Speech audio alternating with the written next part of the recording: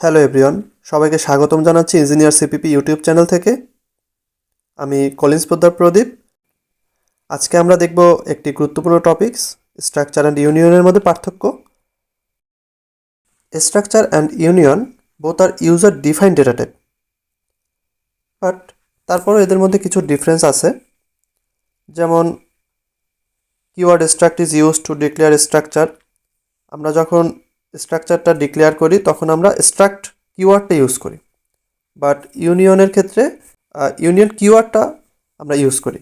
হ্যাঁ, তো এটাই এখানে বলা আছে, keyword struct is used to declare structure, keyword union is used to declare union.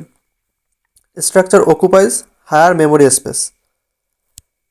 Structure অনেক বেশি মেমোরি দখল করে থাকে, বাট ইউনিয়নের ক্ষেত্রে লোয়ার মেমোরি স্পেস দরকার। Okay, union occupies lower memory space. We can access all the members of a structure at any time, but ইউনিয়নের ক্ষেত্রে only one member of union can be accessed at any time. All member of structures can be initialized, but only the first member of a union can be initialized. Program execution takes more time. স্ট্রাকচারের ক্ষেত্রে program execute করতে অনেক বেশি সময়ের প্রয়োজন হয়, কিন্তু ইউনিয়নের ক্ষেত্রে খুব কম সময়ের প্রয়োজন হয়। সেটি বলা আছে, program execution takes less time.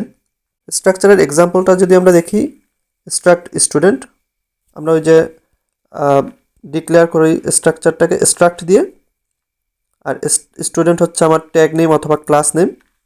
তো এখানে ক্যারেক্টার নেম, ইন্টিজার, রোল, ফ্লট মার্কস। ইউনিয়নের ক্ষেত্রে আমরা ইউনিয়ন ইউজ করছি। হ্যাঁ, তো that's all. Thanks for watching. আজকের মতো ভিডিওটি আমি এখানেই শেষ করছি। দেখা হবে নতুন কোনো ভিডিওতে। Bye bye.